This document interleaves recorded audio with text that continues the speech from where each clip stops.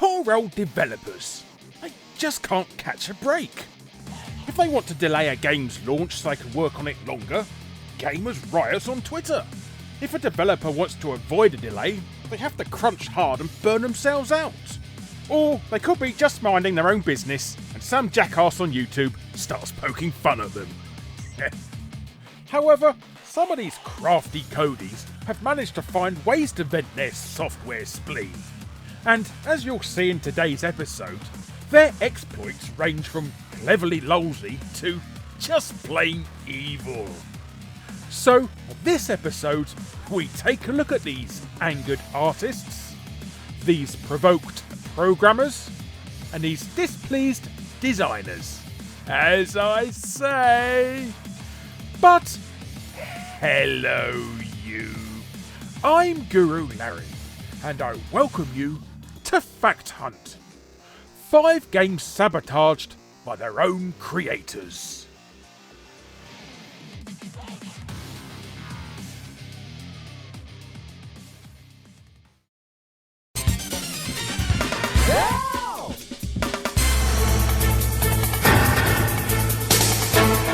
Konami are kind of the Star Wars of video games. I mean, in the beginning, it was the greatest thing ever, but over the years, the quality evaporated, and by the time the final movie came out, everyone had turned Italian and just gave up. One man who witnessed this change firsthand was Konami's very own resident nutter, Hideo Kojima. Kojima joined the company during their creative high point, and soon made a name for himself creating digital masterpieces in the form of the Metal Gear series. Come 2015, when Konami decided they would rather make money selling god-awful mobile phone games and pachinko machines, they decided that they didn't want Kojima around anymore, and he was given the boot once development of Metal Gear Solid 5 was over. However, Konami decided that they still wanted to milk the Metal Gear name for what they could, so they tasked series regular Yuta Tsusamizaki with writing and directing a new Metal Gear game, with Yuji Korikado, who had worked on previous titles, to produce it. And the result was Metal Gear Survive, a game that was less tactical espionage action and more living impaired elimination, as what the Metal Gear series was screaming out for years was the addition of bloody zombies now, wasn't it? And if that description wasn't clear enough, yes, it was utter tripe, getting an average review score of 6 out of 10.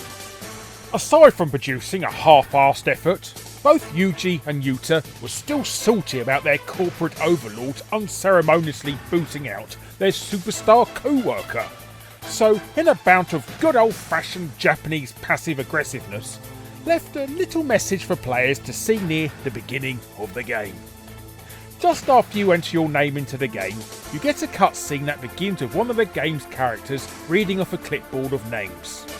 Look carefully and there's a message hiding in plain sight. If you can't see it already, look at the first letter of each line. That's right, they spell out KJP Forever. A rather obvious nod to Kojima Productions, left by both Yuji and Yuta, who have also signed the bottom. It's funny that they managed to hide this message in plain sight. Quite fitting for this series, really. Now, all we need to do is find where they hid the fun gameplay in this title as well.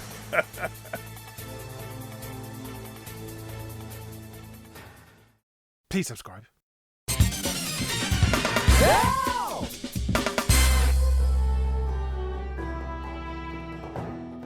The next game on our list is Adventure for the Atari 2600. And I know talking about an Easter egg that is so famous it was featured in the movie Ready Player One is a bit mainstream compared to the regular level of obscurity normally featured on Fact Hunt. But don't worry, I've got something you probably didn't know. Anyway, Adventure on Atari's wooden panel Dreambox allows you to live out the fantasy of being a square in a giant seahorse-wasted medieval land where, believe it or not, you go on an adventure. Yeah, Atari really liked literal names for their games back then. But what Atari didn't like, however, was giving credit to the programmers who actually wrote their games. Atari made sure that they were never credited to the people that made them, in fear of rival companies headhunting their talent, and also to stop programmers from having any sort of bargaining chip when asking for higher wages. However, Warren Robinett, the programmer for Adventure, wasn't happy with this corporate policy, and so he added the secret room you are looking at now that displays his name in text. It wasn't until a year later that Atari found what Warren had done, and by then he'd left the company. But when quizzed by the media, Atari said that they left these little Easter eggs in titles as fun things for players to find, and thus the term Easter egg was born. Lots of people refer to what Warren did as the first ever Easter egg in a video game. Even the slightly rubbish movie Ready Player One bases a large part of its plot on this being the first ever sequel of its type. But it's not. Adventure, released in 1980, actually comes in 7 years after the game Moonlander for a computer terminal called the DEC GT40. Moonlander, created in 1973, was a vector graphics game made solely for the purpose to demonstrate the graphical abilities of the DEC GT40. His history is also tied in with the title Lunar Lander, but that's a long story for another time. But suffice to say that if you've ever played Lunar Lander, you know what to expect here. In Moonlander though, if instead of trying to land in the area the game puts you in, you instead go off and travel past a few of the game's screens, you'll see a giant M on the ground. Perform a perfect landing here, and your little guy will get out and order 2 cheeseburgers and a Big Mac. So the real first ever Easter egg was one based on a McDonald's. So maybe we should call it a Muck Easter egg then. Yeah, maybe not.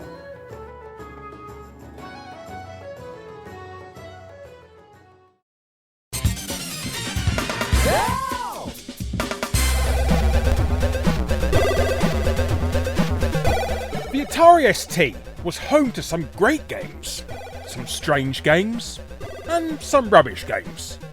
Enterprise by Arc, without a doubt, sits firmly in the rubbish section in Atari's 16-bit home computer library.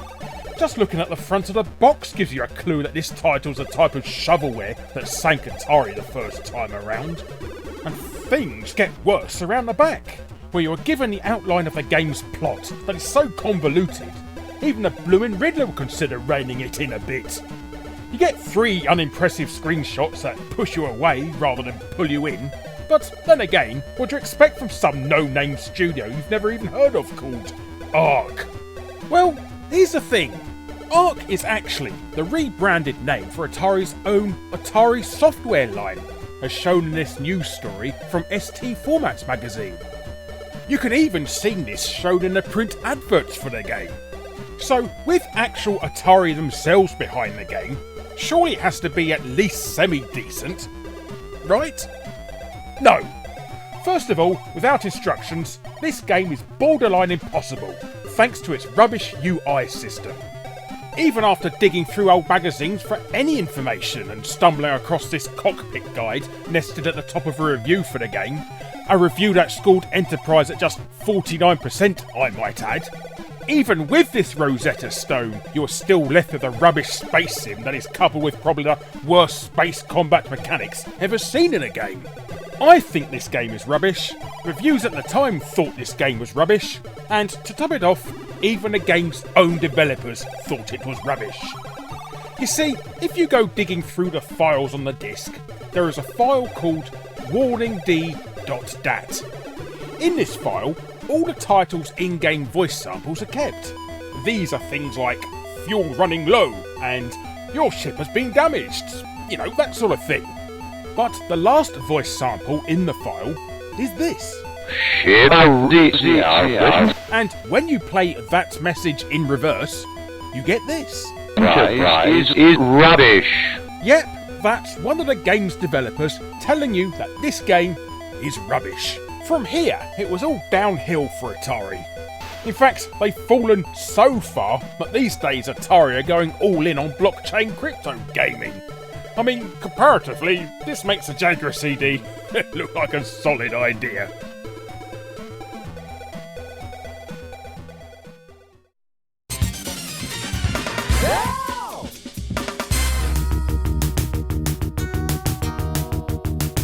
During the mid to late 80s, Atari produced some rather smashing arcade games. Vindicators, however, is not one of them, and actually falls into the Zybox category of utter rubbish. However, this lack of quality didn't stop Tengen from dumping this turd onto British home computers at the time. You had the Commodore 64 version, which looked blocky but ran well, the colourful Amstrad CPC conversion, which ran a bit slower than its Commodore counterpart, the decent enough Atari ST port, and also a version that ran on a poor man's PC, also known as the Amiga. However, it was the ZX Spectrum port that really came off the worst. Uncle Clive's box of tricks probably could have pulled off a better job than what was presented, but what we ended up with was a jerky slow game that lacked the closed-in danger of the arcade game due to its seemingly wide playing area. So, if you were a Spectrum owner who happened to actually want a port of one of the worst Atari games of this era, then you were probably disappointed with this version. Although, if it's of any solace, you would not be alone, as the programmer responsible for this game also wasn't best pleased with it either. Programmer Mike Hiddleston was tasked with a ZX Spectrum conversion and was required to get the work done within an incredibly short deadline. No idea why, as I sincerely doubt there was an army of fans with an insatiable appetite for this game that would require such a quick conversion. But either way, Mr. Hiddleston left this message in the game to let his feelings about the project known. He complains about the time which he had to have the game made, the features he had to cut to be ready on time, and digitised speech for the Spectrum Plus 3 version of the game that he didn't bother doing because he was burnt out already. To be brutally honest, after seeing the state of the coin-op original, Mike could have had an entire year of extra development and would just ended up with a well-optimised version of a poor game. You just can't polish a turd. And yes, I have seen that episode of Mythbusters.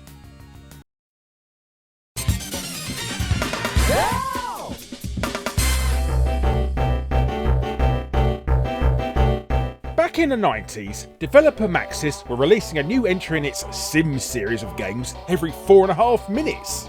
Sim Ant, Sim Earth, Sim Tower, Sim Isle, Sim Toilet. Well, maybe not the last one, but the most popular sim game of this era was definitely SimCity 2000. The ability to build people's houses right next to a nuclear power station and then have a giant monster stomp in and make everyone's lives even more miserable proved to be a winning gaming formula. 3 years later, Maxis unleashed SimCopter, and although it was a standalone game, the big draw was that you could import your SimCity 2000 maps and fly around the cities you had created. You could jump in a helicopter and see all the soon-to-be monster fodder from the air, or you could even land on the ground and see all the city people up close as they went about their sim lives. However, just over 70,000 copies of the game had been shipped before anyone noticed a rather cheeky Easter egg that a programmer had slipped into the game's code, which on certain dates would change SimCopter to Sim Pride. All those little city people suddenly turned into buff men dressed only in tight speedos who would run around hugging and kissing all the other buff men. This feature was a surprise to everyone else at Maxis and was the work of a lone programmer at the company called Jax Servin. You may not have heard of Jax Servin, but you may know him under his alternative name of Andy Beichelbaum, who acted as one half of the corporate prankster duo The Yes Men. Upon discovery of the Easter egg, Jax was immediately fired from Maxis for adding unauthorised code to a product, and from there the situation played out to all to see across the gaming media. Jax's firing caused a gay rights group to start a boycott of Maxis games. Jax himself was interviewed by many media outlets, and when asked why he added the Easter egg, he told them that it was his way of challenging the idea that heterosexuality is considered the norm in video games, as well as revenge for the harsh working hours he endured at Maxis. Years later, Jax revealed that actually he wasn't thinking about challenging heterosexuality in games when he put the Easter egg in. He just told that to the press because he wanted to. But Jax Servin ended up having a long history of messing around with the media, something that Retro Histories covered in a brilliant video.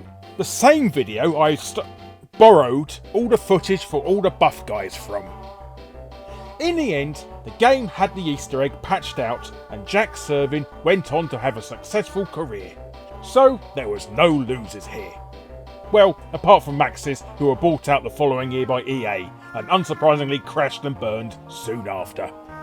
What a shock!